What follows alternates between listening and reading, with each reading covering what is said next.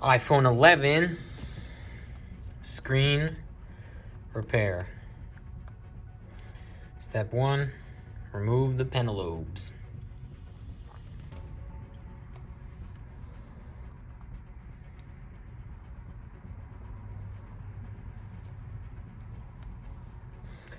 This device has no touch.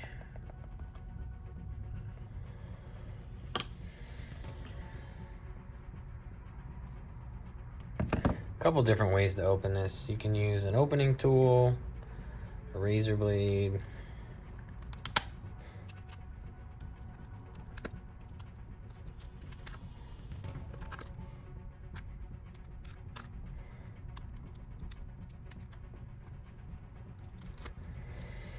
just apply a little pressure down towards the device. The razor goes in between the subframe of the screen and the actual aluminum frame of the iPhone. So now once the screen is like elevated all the way around, pretty much good. There may be some adhesive that's kind of stuck.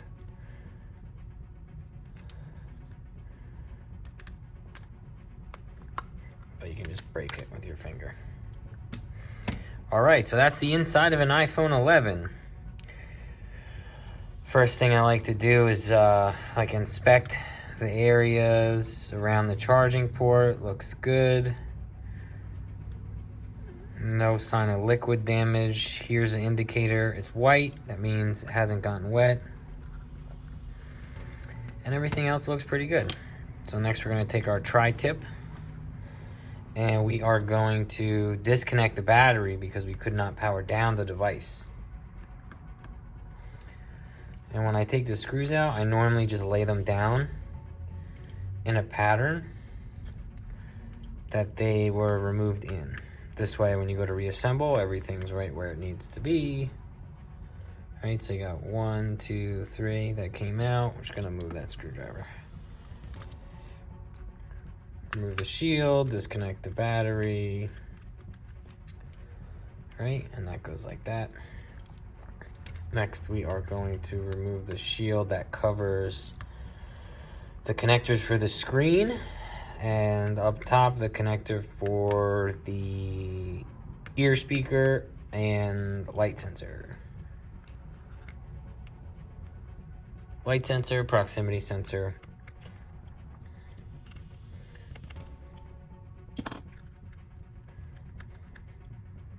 All right, so we got those laid out. We can put our shields right next to it. Now we're gonna move over a little bit so we're not working right on top of those screws. You can use your fingernail or a little plastic pry tool. All right, so that's the screen disconnected. So I like to clean these up.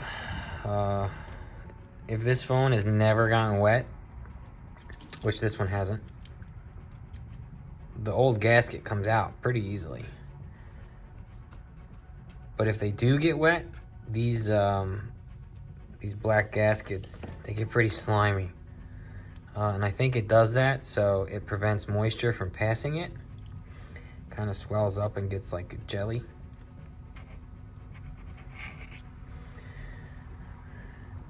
And then it's pretty sticky. I just kind of make a pile.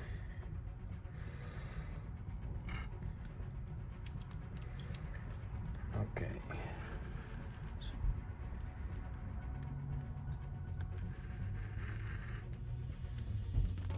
So this is an old flathead. It's not super flat anymore. You can see it. But it works.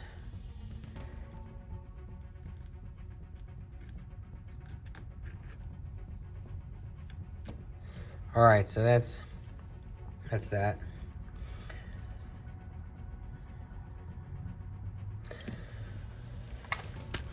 So before we disassemble the parts attached to the screen, I like to set up the new screen and just make sure that we don't have an issue with the logic board. that the screen actually failed because it was cracked.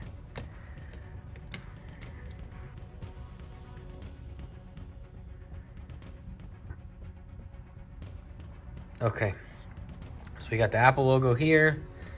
So while that's powering up, what we're gonna do is we're just gonna go ahead and start disassembling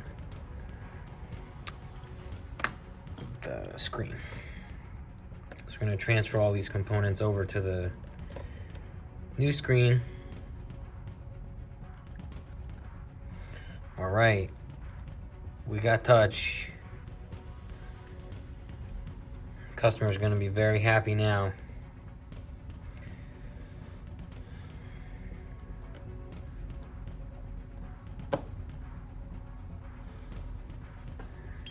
Okay, so we're just gonna power the screen off, disconnect the battery, and what we'll do is we'll just put this over here to the side. Now we remove the screws from the old screen, so we have to carefully extract this flex cable. I use a little bit of heat. The heat gun here. Takes a little while for it to get hot. It's an older model. Flip it over, do a little bit on the other side. And now we take that flathead again. And we want to go under the microphone. You could do that first if you want. Okay, then I slide over to the light sensor. You want to attack it from multiple angles, not just one. All right. And now this one, you can still see good. The flex cable kind of goes to this side. And you want to gently remove that. Now we have the part to transfer over. It's good practice to do this too. You take like a razor or your separating tool and you just remove that. And then before you forget where it goes, you just reattach it over here. This way in the future, if this customer ever comes back to me or anyone else, and the tech goes to do a repair, they'll know if the phone got wet or not. Okay, keep that clean. We're gonna reattach this. Sometimes these can be tricky. The aftermarket parts should line up good, but like if you can see here, there's an extra piece of plastic that wasn't removed. So I freed up that space.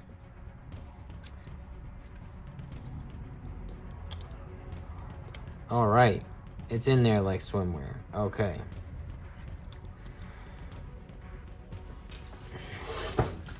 Now, a lot of people don't put these back. I've opened a lot of iPhone 11s that don't have it. I put everything back that I take out.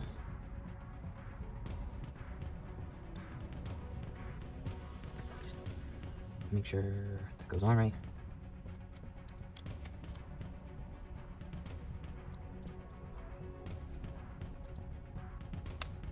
All right.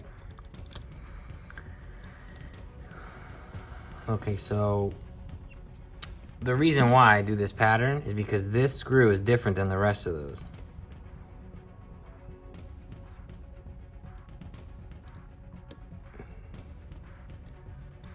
So I'm gonna go across from each other, so just hold it in place. As so. Last Phillips head screw for this part. We'll switch back to the tri-tip.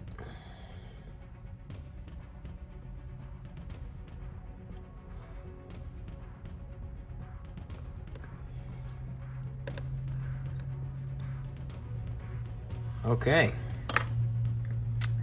I don't know how many other techs do this, but I like to put a nice little curve on these two because they're gonna be under, and I'd rather have a nice curve here.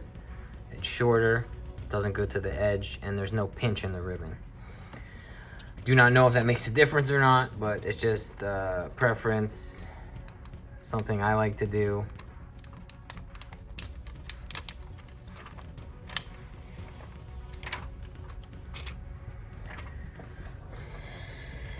Now we lay the gasket in.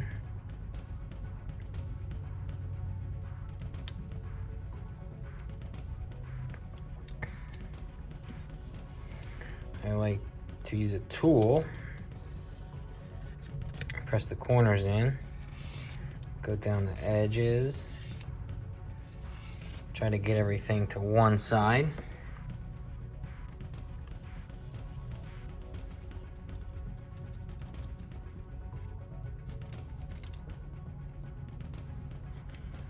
Now this may have 2 sheets on it. I don't recall. It does. So now we just double check the gasket's seated all the way around.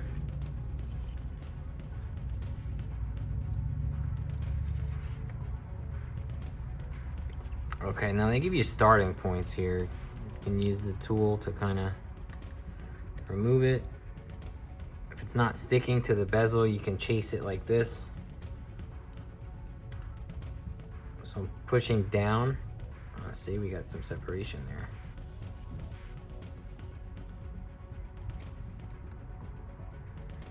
All right, so let's try this.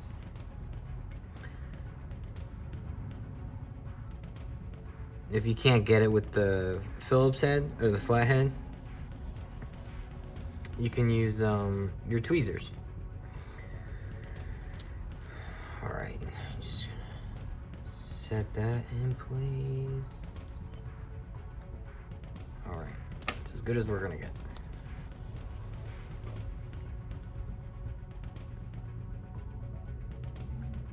Reattach this first.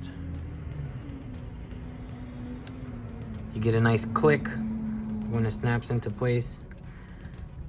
Very important not to force these. Don't press too hard, because if it's not lined up, you could damage the logic board and the screen connectors. Screen connector just means you can't use that screen anymore. Not a big deal, but kind of wasting money there. And if you do the one on the board, well, you're gonna have a big problem, because no screen you put on it's gonna work after that.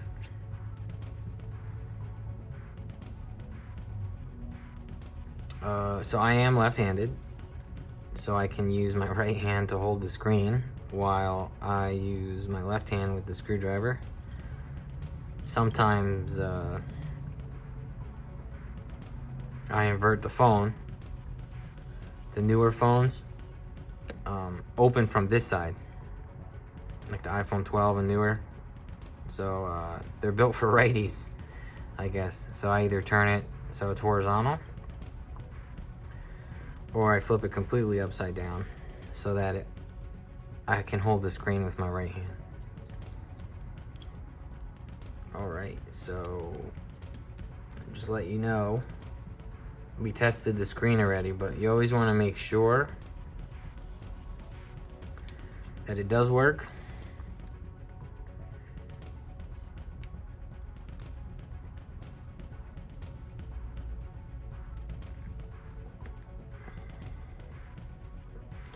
And we're gonna push this up, line that hole up.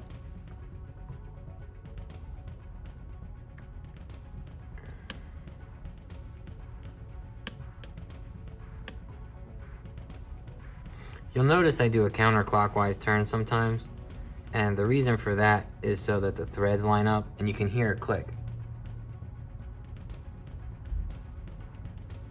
Well, I could feel it, I didn't hear it that time. That's just so nothing gets stripped. All right, turn the screen off. I do recommend putting the top in first and then see if the bottom will go in, and then gently do the sides after that. A lot of times that will ensure it sits well. And then I'm just going around applying pressure, because there is that gasket inside, remember? I want to make sure that gets a nice seal all the way around. These phones are not waterproof, they're water resistant. So you could splash them, you could, you know, if you have an accident where you spill something on it or anything like that, it'll be all right.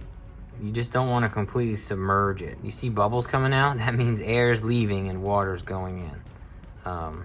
Liquid and electronics don't mix well. But here we go. Customer's phone.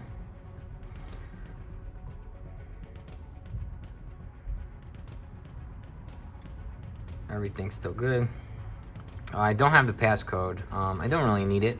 Nothing else was wrong with the phone. There's no water damage. The buttons are all clicking fine.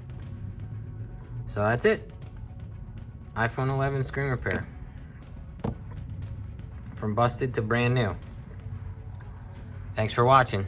Like and subscribe.